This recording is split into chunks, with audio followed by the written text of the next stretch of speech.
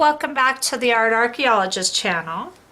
Okay, so today we're going to be doing this. This is called Venetian Leaves, and I used to do this in people's homes on their walls with this product here called Venetian plaster. And Venetian plaster is self-sealing, and I have it, which is why I use it. Here's one piece, and this is on a hard canvas board right here. And these are real leaf prints in the plaster, of course. And then this one is on a piece of mylar. And this is why I say that Venetian plaster is the best thing you can use. Look at that. I can bend this, curve this. If you did that with drywall mud, it would go pop, pop, pop and snap all off. Venetian plaster is, like I said, self-sealing. It does not require being primered either. So let's go ahead and get started. I did want to show you something else here.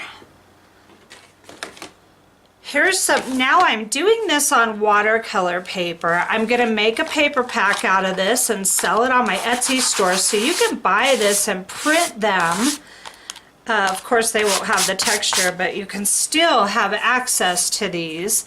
And these are dried on watercolor paper. Here's another one. And I'll be painting these and following up at the end. I've got a whole bunch of them, so I'm only going to do a couple on camera. So in the summertime, I take a box of these quart Ziploc bags and a squirt bottle, and I keep them in my truck the whole summer so that I can go out and collect. This is scrub oak. This stuff prints great. That's another thing about this Venetian Leaves. You really need to pick leaves with deep veins on the back side, otherwise it just doesn't work near as well. So aspen leaves are the absolute worst I've ever tried to work with. You know, they're beautiful on the trees, but they don't have the right veining. But cottonwood trees kind of have that aspen leaf look, and they have deep veining. So I think I've got maple and oak. I'm not sure. These are from vines, and these have amazing veins. And then I will just, whatever I don't use, you can put these in the fridge for up to like 5 days max. And then I'm just going to put them back in the freezer until I use them again. I just stick them on my stove when my oven's going to thaw them out. And then I put back what I'm not using. I'm only going to need a few of these. I'm all gearing up for a gigantic project that I'm not going to do. Okay, so these tools here are called Japan scrapers, and they are specific to Venetian plaster. I got these at Benjamin Moore a very long time ago. You could probably find them online. And they are great to clean up after each other, because unlike drywall mud will clean off of your scraper or trowel with water. This stuff will not. This stuff seals right up. So here's what we're going to do first. Now, to achieve these leaf prints, you must have a base coat. So I base coated this piece here, but I'm going to show you how to do that real quick. So here's just a plain old piece of watercolor paper. And I want to be pretty generous with this product. That's actually being pretty generous.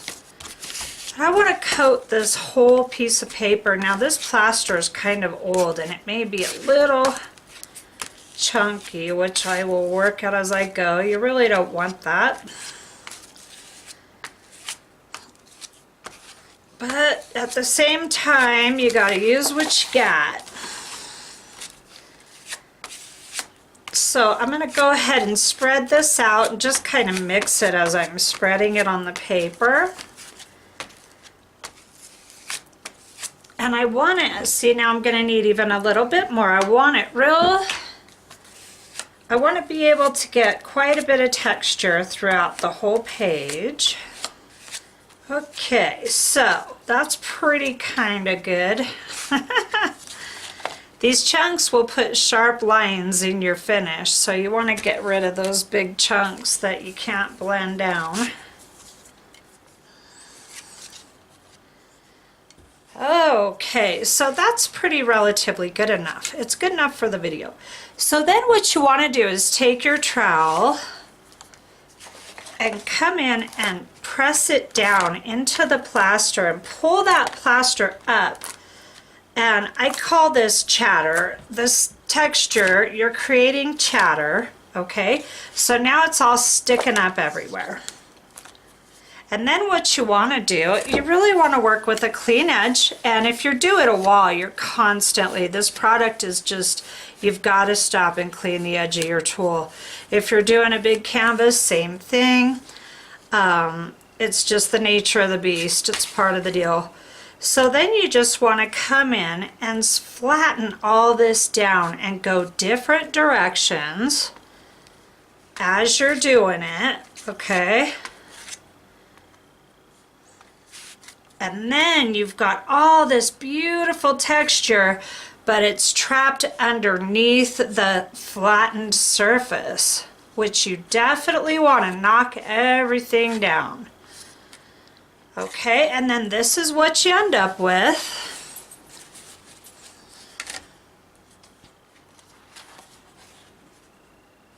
And you want to let that sit and dry. I would definitely let this dry 24 hours. Now when I do walls, I will do the entire base coat of the wall and wait a minimum of 24 hours. I'm in Colorado, I'm in a very dry climate. If you're in a wet climate, I would say wait 48 to even 72 hours for this finish to dry if you're gonna do a wall, okay? And then I have this dry one to work with. I'm gonna be doing a video on how to leaf print on the jelly plate too. So definitely, if you haven't subscribed yet, please hit the subscribe button below and be sure to catch that video. That'll be coming very soon, within the next week. Okay, so you want to get some product here. That's way too much. It's like double what I need.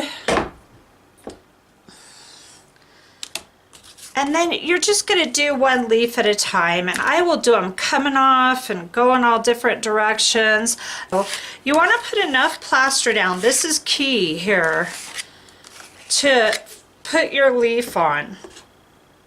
And I'm doing this leaf here, and I definitely want to get the stem printed. Okay, so you do that. Pop that leaf on there. And you can push it down, push that stem down into the plaster. And then you want to get a little ribbon of plaster. That's quite a bit. And go over the top of this leaf. And you want to be generous. You really want it covered. And this gives you that beautiful ridge outline of the leaf, okay? And it also, of course, pushes that leaf down into the plaster as you're working it. Now, very important tip, you need to have the veins face down into the plaster, of course. Sometimes I forget, I'll lay the leaf down the wrong way. So I think it's worth mentioning. All right. You might be wondering why I left this. If you let this plaster, and even your modeling paste, I would think that this would hold true for that if it works. You want to let it set up for a couple minutes in there, and it's not going to hurt a thing to just let that sit, okay? Well, and I will do a whole wall. I'll do like a 2.5 foot by 2.5 foot square, and I'll just plant leaves everywhere and then come back to the beginning and take them out before I move on to the next section. Just remember where they're at. I've completely buried them before and created a couple problems for myself. I shall have. Now, since I've gotten this far, that can sit even for another minute. I want to come in here and clean off a lot of this plaster. I've still got this corner to go, and you just can't skimp on that clean edge, even for one leaf print. So what I'm going to do, and you never want to, I would never wash my trowel in the sink and let this go down the drain. This really is a product that's designed to seal tight. So I would wipe it off and put it in the wastebasket, and rather than down your sink, because you might create some plumbing problems for yourself. Okay, you just want to gently pull your leaf up, and if the print is not coming out at all, you can either pull it completely and put more plaster down and then redo it entirely, or you can scrape some off and relay it down. Whatever you need to do. It's a pretty user-friendly technique. So I'm happy with that print. That makes me happy. That's decent. It's got nice bubbled, a little bit of bubbled up texture right there, and it's got some really nice veining to it. I'm gonna hold this down. Oops.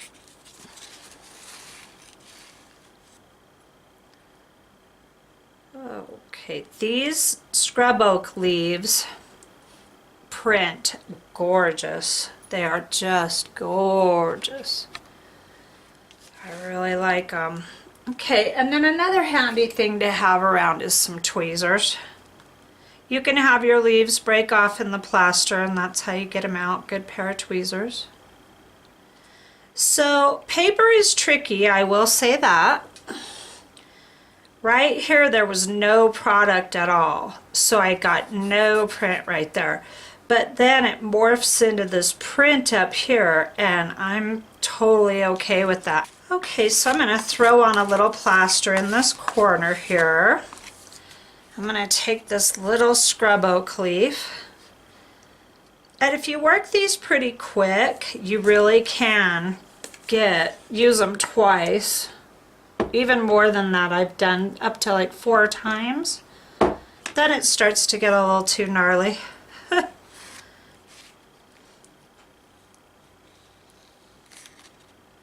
See how that piece tore off there? It's just like I ordered it. Your tweezers handy will make quick work of that. Okay, so it pulled up a little of the plaster right there and made a little hole. That's because I left it too long. So you can leave them too long. And then here's this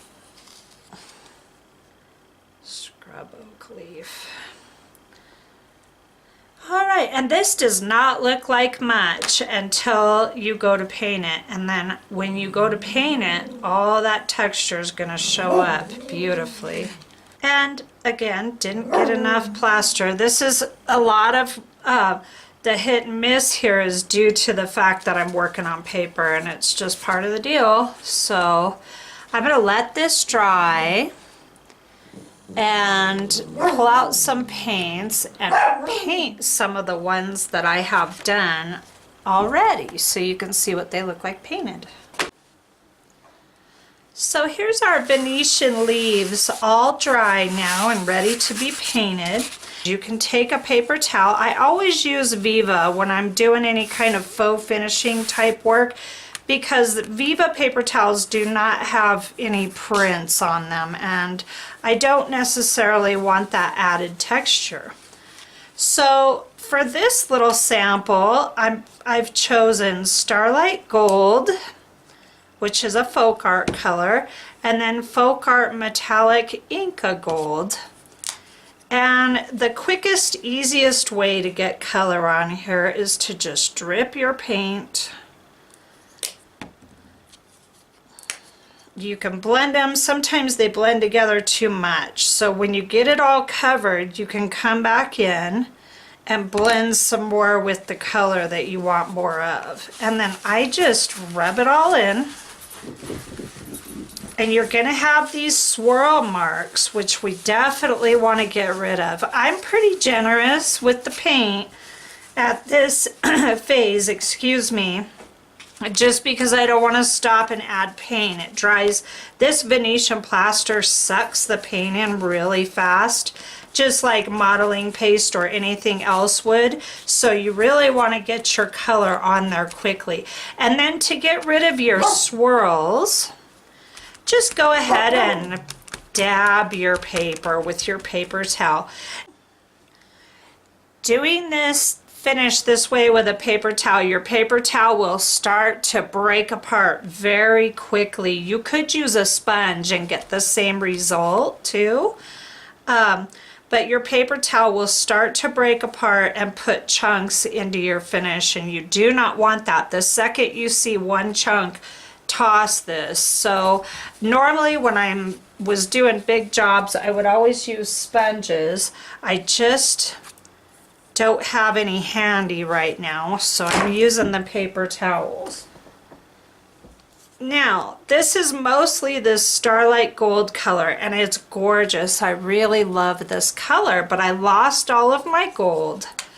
So now that I've got this still wet, you either want to work still wet or completely dry. I get a better blend when it's still a little bit wet. So I'm just going to go ahead and kind of work this into the finish. It doesn't need to be perfectly all over the whole finish, because you're going to put a top coat of color on this to pull up all the texture. This is strictly your base coat, and it can be blotty and not so appealing, and it will come out beautifully, okay?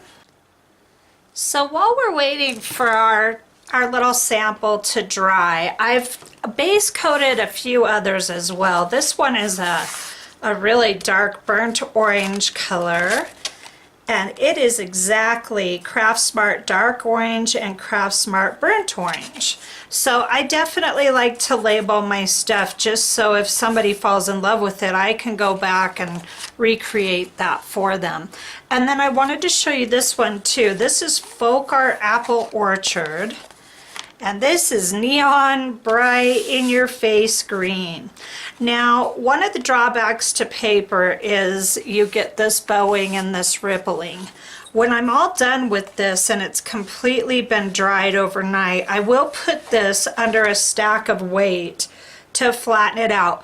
But my whole idea for using these is to tear them apart and use the leaves as focal points for junk journal covers and junk journal pages. So the rippling becomes irrelevant at that point. But if you're using it for an entire page, I would recommend that you use a hard surface, like a hard canvas board, to do this on, or some really thick chipboard would work too.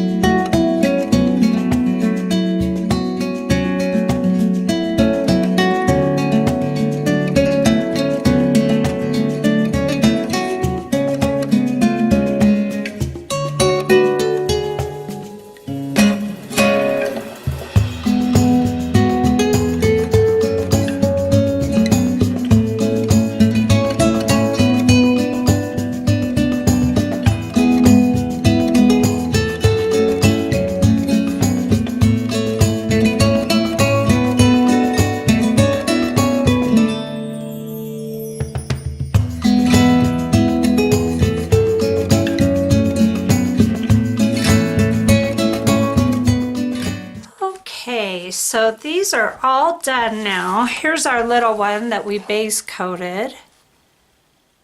I really love how this one came out. I just can't say enough about contrast when you have a real bright color and then the dark black over top, I think is the best look of all. So there's that one. I've got quite a few here to show you. This was the red and orange background, and it didn't come out the greatest. For tearing this up, it's gonna work perfect. So there's that one. Here's this, I love this one. It's like brushed copper. Like that one came out really nice. This leaf came out the best. You can always add more paint. Just let it dry completely and you can add more paint and go over the veining again. Here's a blue one with some cream and brown in it, and it came out really, really subtle. But I like it a lot. Now this one, I put the yellow in it first, and then I went ahead and did the black. But again, here's another one that's going to work beautifully torn up. This is the other one that I painted with the yellow first, and it came out pretty neat. I held on to a lot of the yellow. This base coat was the burnt sienna. This one I modeled a rich brown and a cream color in the background, and it actually came out kind of a really pale dusty pink, and then the black on top with the leaves, and I really like how that one came out too. Pull you in a tad. These can look very ancient. Now this is one of my favorites. This is that burnt orange and bright orange. And I left a lot of the dots from when the water sprayed on this leaf here. I just really am happy with these. And then I've got to confess, I was going to do some gold on here, but I love this one so much that I'm going to leave it. I just have to leave it alone. I will scan it and maybe add gold to it after I scan it. But these are all, let's see what I have here. I've got 1, 2, 3, 4, 5, 6, 7, 8, 9. 8 and a half, this is like a half sheet here.